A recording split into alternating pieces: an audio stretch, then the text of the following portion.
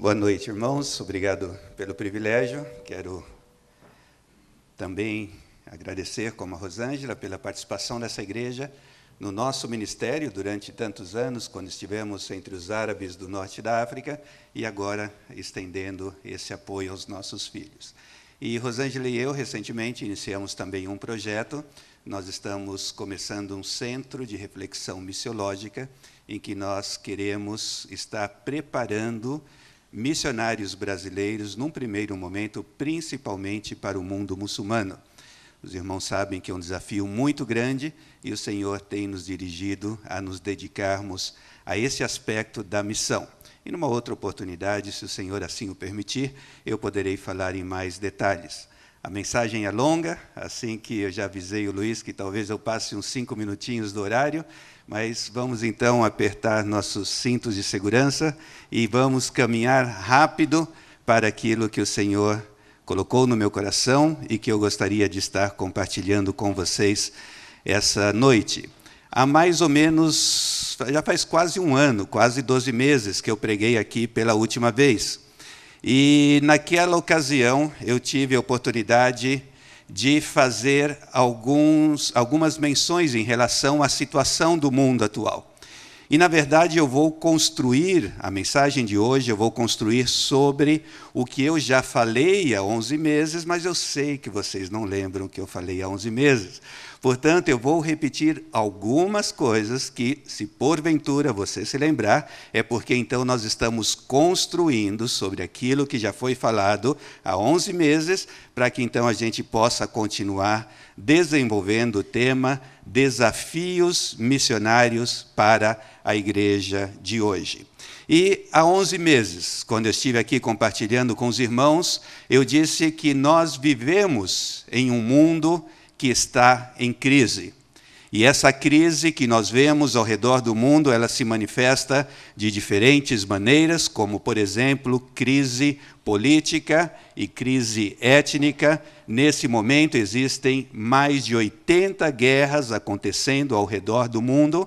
Uma das mais proeminentes no momento é justamente o que está acontecendo lá na Síria, onde centenas de pessoas estão morrendo a cada dia. Mas também nós poderíamos falar de refugiados, nós poderíamos falar de cristãos que estão sendo perseguidos, mas também vocês devem ter escutado falar muito nos últimos meses, principalmente com a conferência que houve agora no Rio de Janeiro, o Rio +20, sobre uma das crises mais importantes que nós estamos vivendo, que é justamente a crise ambiental.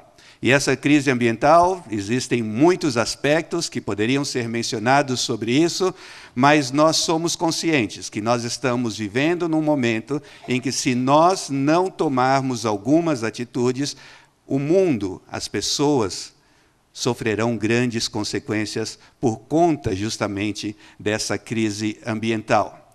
Europa e Estados Unidos ainda não se recuperaram da crise econômica que começou há anos atrás. É um desafio grande. Vivi na Espanha durante alguns anos e me impressiona escutar os números que estão surgindo cada dia através dos jornais. Parece que agora o presidente espanhol disse que talvez seja necessário fazer mais um empréstimo de mais de 100 bilhões de euros. E nós vemos que o número de desempregados nos Estados Unidos continua aumentando. O número de empregos continua baixando. Isso quer dizer que, aqui no Brasil, provavelmente nós ainda vamos sentir de uma maneira mais forte toda essa crise que está ocorrendo. Isto sem mencionar a crise social. Nós temos crianças ao redor do mundo que estão falecendo simplesmente porque elas não têm acesso a uma vacina que talvez nos custaria R$10 e que com R$10 que nós colocássemos, essas crianças não morreriam. É uma crise sem precedentes. E, obviamente, nós vivemos em um mundo ferido e dividido. Nós podemos pensar nos problemas entre judeus e palestinos, nós podemos pensar nos problemas entre xiitas e sunitas, nós podemos pensar entre os problemas entre muçulmanos e cristãos. E quando nós olhamos para toda essa situação do mundo, nós só temos uma conclusão e uma certeza. Nós vivemos em um mundo que precisa de reconciliação. Agora, o mais importante é que quando nós olhamos no livro de 2 Coríntios, nós vemos que Deus nos entregou o ministério da reconciliação. Porque Deus estava em Cristo reconciliando o mundo para consigo mesmo. E não somente Ele nos deu o ministério da reconciliação, como nos enviou como embaixadores, ou seja, nós somos representantes do reino de Deus, e a mensagem que nós temos que levar à medida que nós vamos como representantes do reino de Deus, é justamente uma mensagem de restauração, uma mensagem de reconciliação, porque é esta a tarefa que o Senhor nos deixou. Mas se nós temos essa mensagem, e nós sabemos que nós devemos fazer isso porque o mundo é um mundo que precisa de reconciliação. Quando nós falamos em missões, é muito interessante que existem alguns conceitos que surgem na nossa mente. E, obviamente, normalmente, o que nós pensamos é que teologia está aqui de um lado, e teologia é aquela coisa que nós fazemos para estudar acerca de Deus, mais ou menos assim. E quando nós falamos sobre missões, a nossa tendência é pensar que missões, na verdade, está desassociada da reflexão teológica e que missão tem a ver com a nossa ação e que nós fazemos como resultado do mandamento de Deus. E daí, quando nós falamos sobre missionário, normalmente nós pensamos em uma pessoa que é enviada, e não somente enviada, mas normalmente ela é enviada para uma situação transcultural. Esses são mais ou menos os conceitos que vêm à nossa mente quando nós pensamos sobre o desafio missionário. E também, quando nós pensamos em missões, eu tenho certeza que na cabeça de cada um de nós costumam vir alguns versículos ou algumas passagens bíblicas que são quase as mesmas em qualquer lugar do Brasil por onde eu passo. Por exemplo, vamos fazer um teste aqui com vocês essa noite.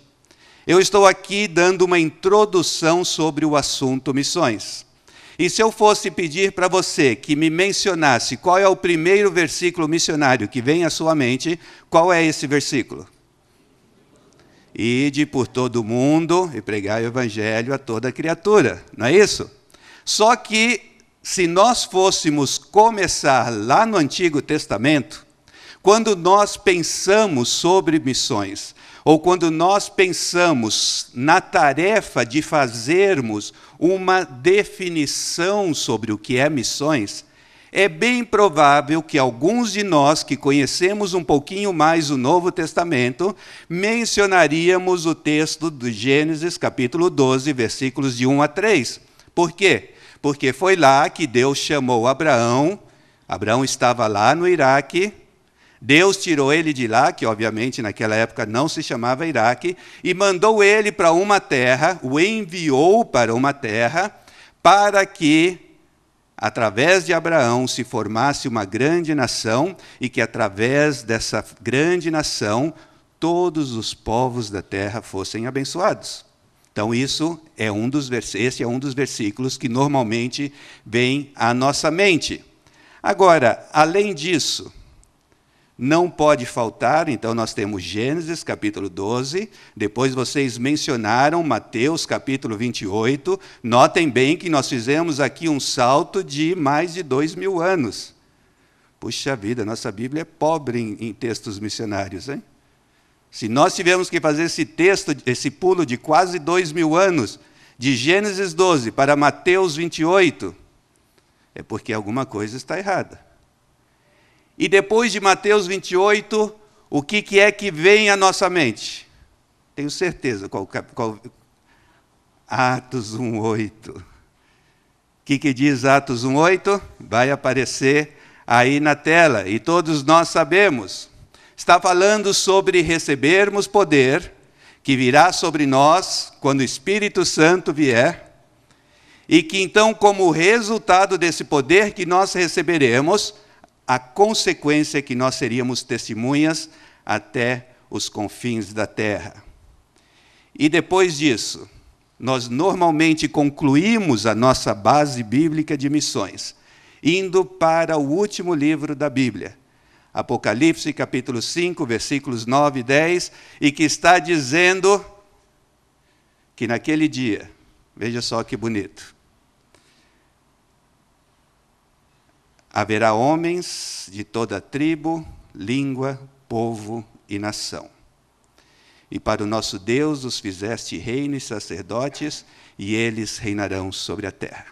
Então nós olhamos em alguns versículos chaves que estão falando sobre missões, que estão dizendo que nós devemos ir para pregar o Evangelho. Depois nós vemos o resultado dessa nossa missão lá em Apocalipse. E com isso, se nós fôssemos fazer uma definição de missões, baseada simplesmente nessas passagens que nós acabamos de ver, é provável que a nossa definição inicial de missões seria algo parecido com o texto que vocês verão na tela. Missões têm como definição todo o ministério desenvolvido pela igreja, além de suas fronteiras físicas ou culturais, cujo propósito seja cumprir a grande comissão, proclamando o Evangelho de Jesus Cristo por meio da evangelização, do discipulado e da implantação e desenvolvimento de igreja. Se nós tivéssemos tempo, que nós não temos, seria muito interessante escutar da parte de vocês se vocês encontraram alguma coisa errada nessa definição. Eu já busquei de todos os lados. E eu não encontrei nada errado, mas sim o que eu encontro é uma definição parcial do que a Bíblia está nos ensinando sobre o que realmente é missões. É como se nós estivéssemos pintando um quadro bonito como esse que nós temos aqui, e que estivesse pela metade, e essa metade estivesse muito bonita, muito bem escrita, porém faltando o outro lado. Ou seja, não há nada errado com esta primeira metade, porém falta uma parte do quadro para que o quadro esteja completo. E por que isso acontece? Alguns teólogos e missiólogos estão dizendo que isso acontece porque nós estamos fazendo a nossa definição de missões baseado no que eles estão chamando de os textos imperativos da palavra de Deus. Porque vocês se lembram que um dos primeiros slides que nós passamos estava falando que missões têm a ver com envio como resultado da obediência a um mandamento da parte do Senhor. E isso emana principalmente dos textos imperativos, em que nós vemos que Deus deu uma ordem para Abraão, e Abraão atendeu para cumprir a missão de Deus. Depois nós vemos Jesus dando uma ordem para os seus discípulos, e os discípulos saíram atendendo a ordem de Jesus. E depois nós vemos em Atos 1:8 mais uma ordem, e como resultado disso, a nossa definição de missões tem a ver simplesmente com os textos imperativos da Bíblia, que estão relacionados com autoridade, como mandamento, como autoridade militar. É uma questão de ordem, mandamento de um lado, e de obediência do outro lado. E como resultado dessa definição de missões, baseada nos textos imperativos, tenho certeza que muitos de vocês já escutaram que quando nós falamos de missões, nós usamos muitas metáforas militares. Nós estamos numa guerra. Vamos conquistar as terras muçulmanas para Cristo, como se as terras muçulmanas já não fossem de Cristo desde a criação. Nós vamos derrubar as barreiras, as muralhas que impedem. Vamos fazer uma cruzada. Precisamos de soldados de Cristo.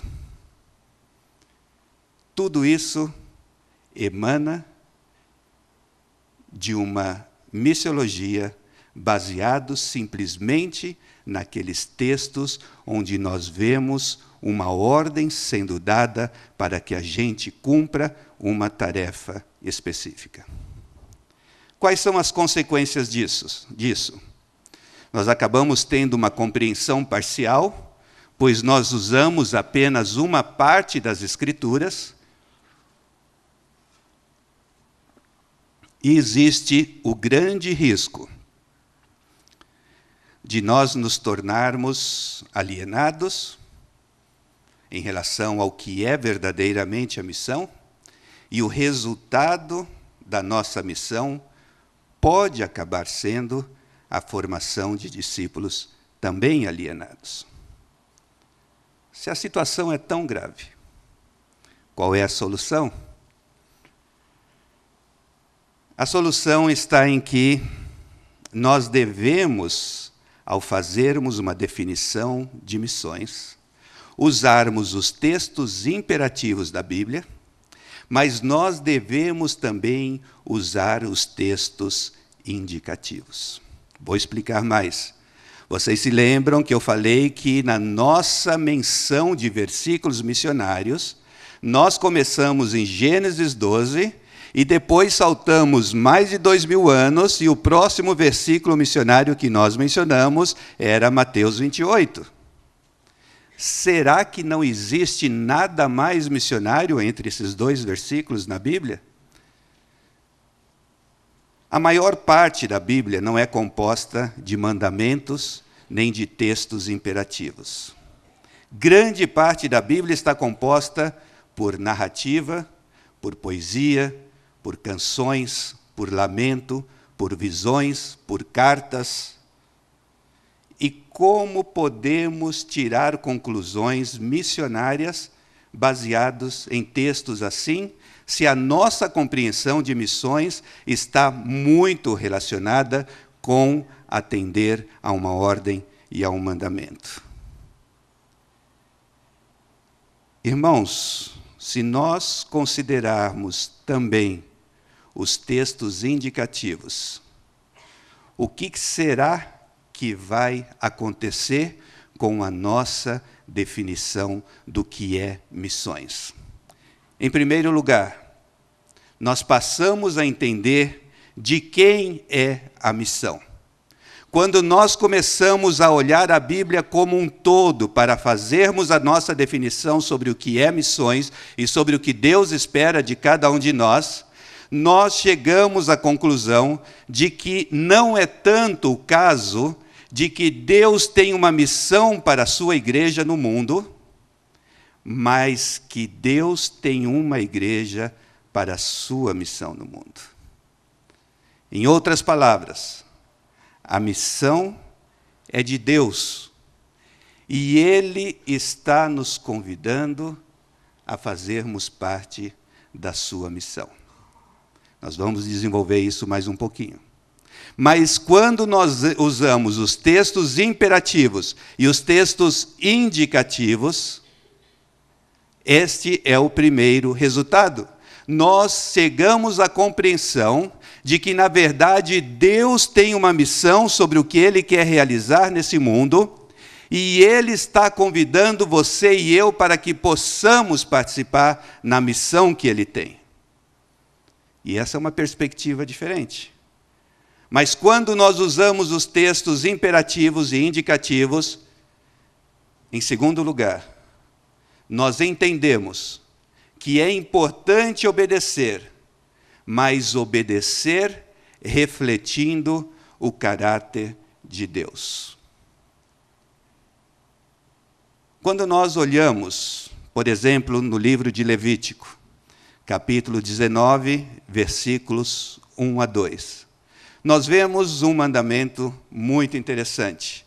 O Senhor disse a Moisés: fala a toda a comunidade dos israelitas, sereis santos, porque eu, o Senhor vosso Deus, sou santo. Em outras palavras, o modelo que nós devemos seguir é o próprio Deus, à medida que nós estamos vivendo nesse mundo, tentando cumprir a nossa parte dentro da missão de Deus. Então nós sabemos, por um lado, que Ele quer cumprir uma missão nessa terra, que Ele está convidando você e eu para participarmos da missão que Ele está realizando, mas existe uma forma específica para realizarmos esta missão, que é refletindo o caráter de um Deus santo, e que está nos exortando a que nós, os seus seguidores, também sejamos santos. Se a missão é de Deus, e Ele nos convida a fazermos parte dela, refletindo o seu caráter, à medida que formos, precisamos primeiramente entender como este Deus, que é santo, atua para que nós possamos imitá-lo. E aí nós poderíamos usar muitos versículos, muitas passagens bíblicas, não podemos fazer isso, mas eu gostaria que você, em primeiro lugar, abrisse a sua Bíblia em Êxodo capítulo 6, uma passagem que eu sei que vocês conhecem.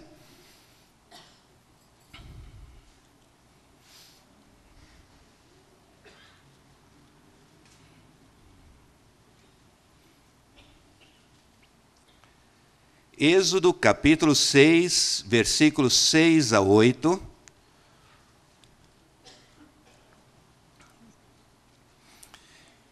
E essa passagem acontece no contexto em que Deus estava a ponto de tirar o povo do Egito, que estava lá como escravo, e Deus então está dizendo para o povo, através de Moisés, o que é que ele faria. E alguns teólogos chamam isso de o Evangelho resumido no Antigo Testamento. Por quê? Porque vamos ler esses dois versículos, e eu gostaria que você prestasse atenção em todos os verbos que nós temos aí, indicando as ações que Deus está prometendo que Ele vai fazer. Versículo 6 do capítulo 6 até o versículo 8. Portanto, dize aos filhos de Israel: eu sou Jeová, eu vos tirarei de debaixo das cargas dos egípcios, livrar-vos-ei da sua servidão e vos resgatarei com braço estendido e com grandes juízos. Eu vos tomarei por meu povo e serei vosso Deus, e vós sabereis que eu sou Jeová vosso Deus, que vos tiro de debaixo das cargas dos egípcios. Eu vos introduzirei na terra que jurei dar a Abraão, a Isaque e a Jacó, e vô-la darei por herança. Eu sou Jeová. Quando nós olhamos mais detalhadamente essa passagem, parece que é como se nós estivéssemos escutando o Jornal Nacional de ontem à noite. Por quê? Porque o que Deus está fazendo aqui, Ele está liberando uma minoria étnica. E essa minoria étnica, o povo de Israel, estava passando por exploração econômica, opressão política, opressão espiritual e uma campanha de genocídio. Não estou falando de teologia da libertação, tenho muitos problemas com essa teologia, nem tampouco de missão integral, que também se desviou de diferentes maneiras e que parece que nós confiamos muito mais na nossa ação social do que no poder e na atuação do Espírito Santo de Deus. Eu estou simplesmente mostrando quem é esse nosso Deus Santo, que tem um caráter santo, e por ser um Deus Santo, Ele age de determinadas maneiras, e Ele, sendo um Deus Santo, está nos dizendo que nós devemos ser santos, assim como Ele é um Deus Santo. Nós estamos olhando o caráter desse Deus que está pedindo para que nós o imitemos. Se nós seguirmos adiante, Deuteronômio capítulo 10, versículos 17 e 19. Veja só que impressionante esta passagem. Nós temos aqui a descrição do Deus Todo-Poderoso. Versículo 17: Pois o Senhor vosso Deus é o Deus dos deuses e o Senhor dos senhores, o Deus grande, poderoso e terrível. Olha só a introdução. E o que esse Deus poderoso e terrível faz? Na verdade, ele não faz acepção de pessoas, não recebe suborno, faz justiça ao órfão e à viúva, e ama o estrangeiro, dando-lhe pão e roupa. Pelo que amareis o estrangeiro, pois fostes estrangeiros na terra do Egito. Com tanto poder, este Senhor dos senhores não faz acepção de pessoas, não aceita subornos, faz justiça ao órfão, faz justiça à viúva, ama o estrangeiro, dando-lhe pão e roupa. Isto é reflexo de um Deus que é um Deus santo.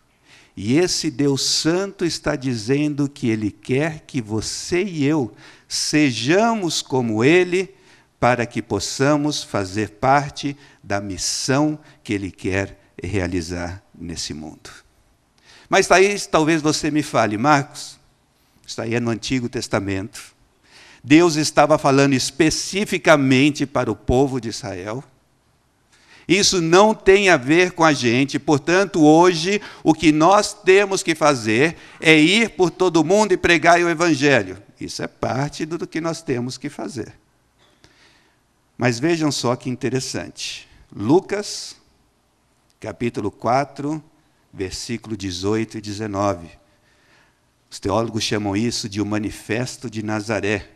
Jesus fazendo um resumo do que ele veio fazer. E ele disse que o Espírito do Senhor estava sobre ele, porquanto me ungiu para anunciar boas novas aos pobres, enviou-me para proclamar libertação aos cativos e restauração da vista aos cegos, para pôr em liberdade os oprimidos e para proclamar o ano aceitável do Senhor. Exatamente a mesma missão que Deus estava realizando no Antigo Testamento, nós vemos agora o Deus Filho realizando enquanto vivia entre nós aqui na terra. E daí eu já sei o que está passando pela sua cabeça. Mas, Marcos, essa era a missão para Jesus. Lá era Deus fazendo, Deus Pai. Aqui nós vemos o Deus Filho. E nós não podemos confundir as duas coisas. E daí nós tropeçamos num versículo, em João capítulo 20, versículo 21, que diz o seguinte: Disse-lhes então Jesus pela segunda vez: Paz seja com vocês. Assim como o Pai me enviou, também eu vos envio. Eu acho que o círculo fechou. Nós vemos um Deus santo, que chama o seu povo para ser um povo santo, e que diz que nós devemos imitar esse Deus santo, e esse Deus, por ter um caráter santo, ele liberta, ele resgata, ele transforma, ele se preocupa com a salvação da alma, mas ele se preocupa com a viúva, com o órfão, com o estrangeiro, com a honestidade, com o não suborno. E é isso que nós devemos seguir e imitar. Como nós poderíamos resumir a missão de Deus? Gostaria que você abrisse a sua Bíblia no capítulo 3, versículo 22, de Gênesis, capítulo 3, versículos 22 a 24.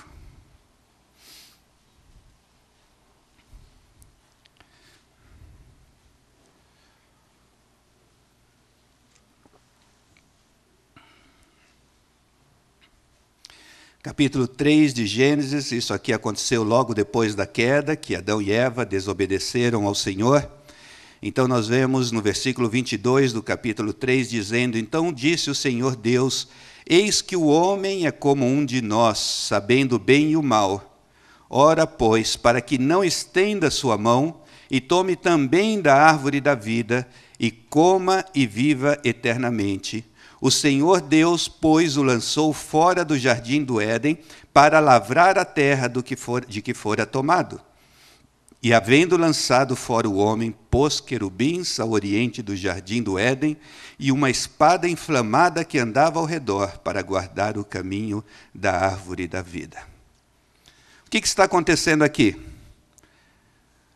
O homem pecou, houve uma consequência, o ser humano, homem e mulher, foram expulsos do jardim do Éden, e Deus colocou então um anjo para que, guardando o jardim do Éden, para que o homem e a mulher não pudessem voltar para o jardim mais uma vez. E por que Deus não queria que o homem e a mulher entrassem no jardim? Muito interessante. Versículo 22. Pois para que não estenda sua mão e tome também da árvore da vida e coma e viva eternamente. O homem ficou proibido de entrar outra vez no jardim do Éden, para que não pudesse ter acesso à árvore da vida e que, como resultado, sendo pecador, vivesse eternamente. Vamos saltar então para o capítulo 22. Nós vimos o começo da história e agora nós vamos ver o final da história no capítulo 22 do livro de Apocalipse, começando do versículo 1.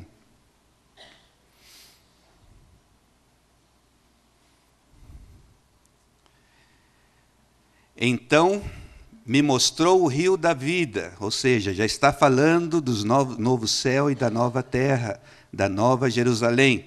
Então me mostrou o rio da vida, brilhante como cristal, que sai do trono de Deus e do Cordeiro. No meio da sua praça, de uma e outra margem do rio, está a árvore da vida, que produz 12 frutos, dando seu fruto de mês em mês, e as folhas da árvore são para a cura dos povos. Nunca mais haverá qualquer maldição.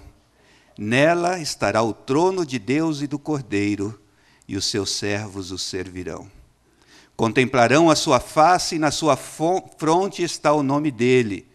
Então já não haverá noite, nem precisam eles de luz de candeia, nem da luz do sol, porque o Senhor Deus brilhará sobre eles, e eles reinarão pelos séculos dos séculos. Mas eu quero chamar a atenção para essa passagem fantástica, para o versículo 2. A consequência da maldição que recaiu sobre o homem foi que ele não teve acesso à árvore da vida.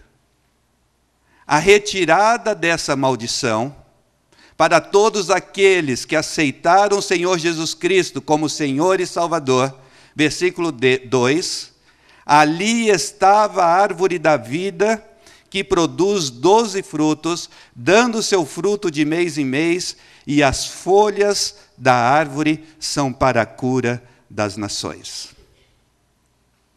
A missão de Deus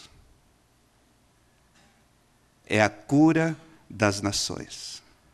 O que Deus está tendo como objetivo, desde o começo da história, é que nós seremos resgatados, transformados,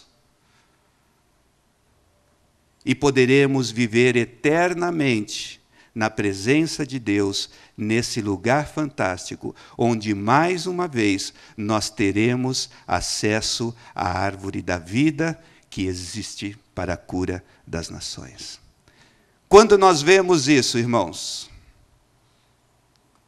nós podemos chegar à conclusão de que esse Deus Santo, que nos chama para fazermos parte da sua missão, através de uma vida de santidade, que reflete o caráter desse Deus Santo, nós podemos dizer que a missão de Deus é a destruição final de toda a maldade existente na criação, a cura de toda dor e enfermidade, a reconciliação plena por meio da cruz de Cristo, do nosso relacionamento com Ele, com o próximo e com a natureza. Significa viver na presença dEle em eterna adoração. É o Shalom de Deus. Tudo isso provém de Deus, que nos reconciliou consigo mesmo por meio de Cristo e nos deu o ministério da reconciliação. Ou seja, que Deus em Cristo estava reconciliando consigo o mundo, não levando em conta os pecados dos homens, e nos confiou a mensagem da reconciliação. Portanto, somos embaixadores de Cristo, como se Deus estivesse fazendo o seu apelo por nosso intermédio. Por amor a Cristo lhe suplicamos, reconciliem-se com Deus. Portanto, irmãos, se esse Deus Santo se preocupa com as pobres, a viúva, o estrangeiro, com a verdade, com os oprimidos, com os conflitos étnicos, escravidão. Se Ele é um Deus que se preocupa com aqueles que morrem sem Cristo, e se Ele é um Deus que se preocupa com a cura das nações, esta deve ser a nossa missão. Porque essa é a missão de Deus, e Ele convida você e eu a fazermos parte dela. Portanto, aquela definição inicial bonita que nós vimos de missões no início, que não estava equivocada, estava simplesmente faltando alguns aspectos, talvez pudesse ser resumida de uma forma ainda mais simples. Missões é quando cada cristão está sendo testemunha do Senhor Jesus e de todo o seu ensinamento, em todas as nações, em todas as esferas da sociedade e no mundo das ideias. Resumindo um pouco mais, é ver toda a igreja levando todo o evangelho a toda criatura. Sem nos esquecermos que Deus nos deu a primazia da pregação e da proclamação do evangelho. Recentemente, numa conferência, alguém disse que nós cristãos nos preocupamos com todo tipo de sofrimento, mas principalmente o sofrimento eterno. E se nós nos preocupamos com o sofrimento eterno, além de refletirmos o caráter de Deus, nos preocupando com o pobre, com a viúva e com o necessitado, nós também vamos proclamar que só em Cristo há salvação. E muitas vezes nós nos preocupamos. Será que nós não estamos fugindo do verdadeiro evangelho? Será que não existe o risco de, ao falarmos de pobre, de viúva, do necessitado, de resgate de um grupo étnico que estava na escravidão, será que nós não estaremos nos desviando do verdadeiro evangelho? E só existe uma maneira de verdadeiramente termos uma teologia de missões equilibrada. E é quando nós fixamos o nosso olhar para a cruz de Cristo. Alguém disse que tudo que houver na nova criação, a nova criação redimida, estará ali por causa da cruz de Cristo. E de modo inverso, tudo que não houver ali, sofrimento, lágrimas, pecado, Satanás, doença, opressão, corrupção, decadência e morte, não estará lá porque foi derrotado e destruído pela cruz.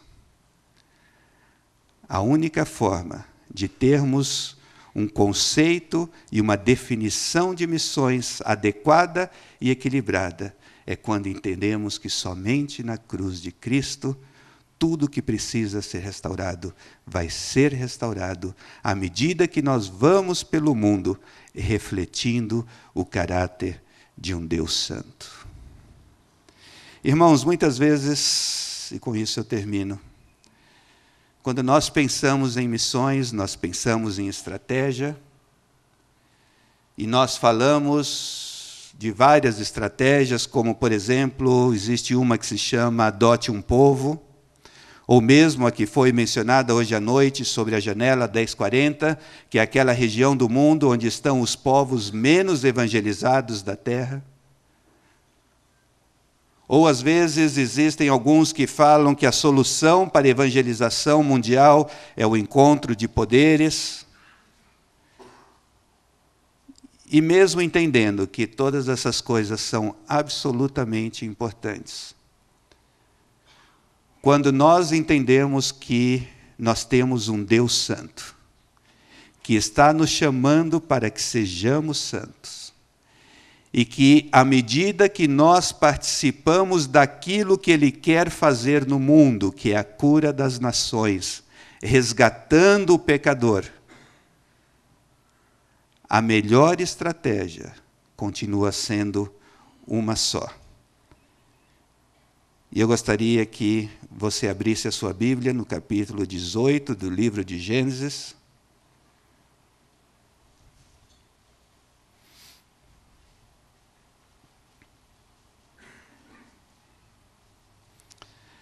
Daqui a pouco eu digo o versículo. Mas nesse contexto, é um contexto onde Deus está saindo para realizar a destruição de Sodoma e Gomorra. E quando nós olhamos diferentes passagens da Bíblia, nós conseguimos definir muito claramente que o que havia em Sodoma e Gomorra era opressão, crueldade, violência, sexualidade pervertida, idolatria, orgulho, consumo ganancioso, e que era um lugar sem compaixão para com os necessitados. E quando nós olhamos isso, nós vemos que é uma situação muito parecida com os tempos de hoje, onde nós estamos vendo idolatria, orgulho, consumo ganancioso. Mas é no meio desse povo que Deus está nos chamando para fazermos parte da sua missão de trazer cura para os povos e para as nações. E é interessante que foi nesse contexto que nós vemos no capítulo 18 de Gênesis. Vejam só que interessante, normalmente nós não paramos nessa passagem para entendermos que aqui está falando de estratégia missionária. Capítulo 18, versículos 18 e 19. Deus dizendo: Abraão será o pai de uma grande nação, uma poderosa nação, e por meio dele todas as nações da terra serão abençoadas. Aqui Deus está falando de missões, que Deus vai cumprir através de Abraão a promessa de que, através da sua descendência, todos os povos da terra serão abençoados. Versículo 19. Pois eu o escolhi para que ordene aos seus filhos e aos seus descendentes que se conservem no caminho do Senhor, fazendo o que é justo e direito, para que o Senhor faça vir a Abraão o que lhe prometeu. Esses versículos estão no contexto da destruição de Sodoma e Gomorra. E Deus está dizendo que em um mundo em que o pecado era muito parecido com o que nós estamos vivendo hoje, a estratégia era que Abraão ensinasse aos seus filhos e aos seus descendentes que se conservem no caminho do Senhor, fazendo o que é justo e o que é direito, para que então possa se cumprir a promessa que foi feita para que todas as nações da terra sejam abençoadas através de Abraão. Qual é a melhor estratégia para que o mundo seja evangelizado e para que possamos cumprir a nossa missão, que o seu povo ande nos caminhos do Senhor, fazendo o que é justo e o que é direito. Irmãos, quando nós olhamos isso e pensamos na situação de uma boa parte da igreja brasileira, e entendemos que para cumprirmos a missão de Deus, nós precisamos ser um povo santo, da mesma maneira que o nosso Deus é um Deus santo, nós precisamos, como igreja, voltar à humildade, à integridade e à simplicidade. Alguém disse que quando não há diferença entre a conduta de cristãos e não cristãos, por exemplo, na prática da corrupção e da ganância, na promiscuidade sexual, no alto índice de divórcio, no retorno a práticas anteriores à religião cristã, na hostilidade em relação a pessoas de outras raças, nos estilos de vida consumistas ou no preconceito social, então o mundo está certo ao questionar se o cristianismo faz alguma diferença. Diante do mundo que nos observa, não há autenticidade na nossa mensagem. Uma igreja dividida, facciosa e contenciosa não tem nada a dizer ou oferecer a um mundo dividido, arruinado e violento. Uma igreja imoral não tem nada a dizer a um mundo imoral. Uma igreja cheia de corrupção, discriminação de classes sociais e com outras formas de opressão social, étnica ou sexual, não tem nada a dizer a um mundo onde essas coisas são desenfreadas. Uma igreja com líderes aparentemente obcecados por riqueza e poder, não tem nada a dizer a um mundo de tiranos gananciosos.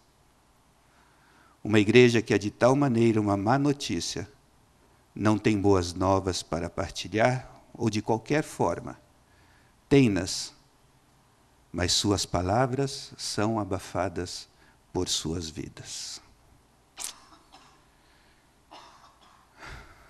Eu gostaria que isso não refletisse a realidade de boa parte da igreja brasileira. Mas quanto mais eu vejo na televisão, quanto mais eu viajo por esse país afora, mais eu percebo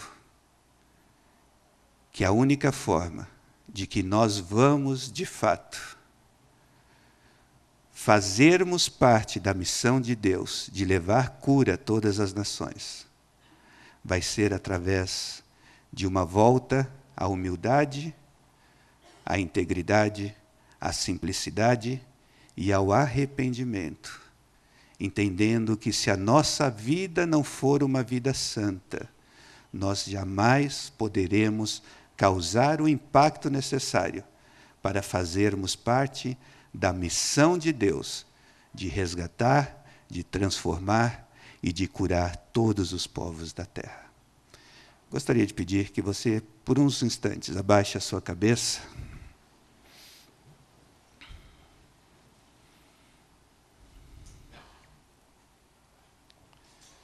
E que você pensasse no que nós acabamos de ver.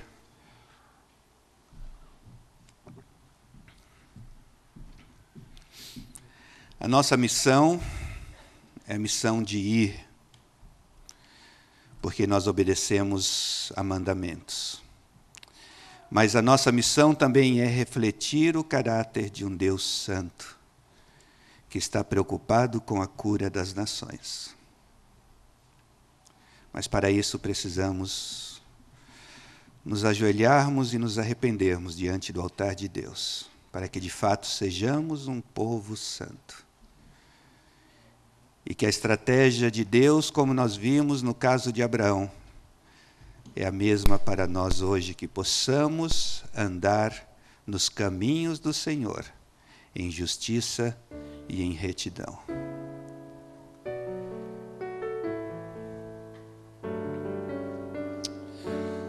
Senhor, muitas vezes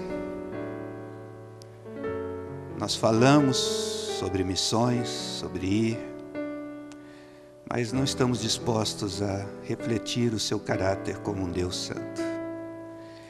E nós vemos, Senhor, que apesar de termos tantas estratégias importantes, a mais importante é que possamos caminhar nos teus caminhos, em retidão e em justiça.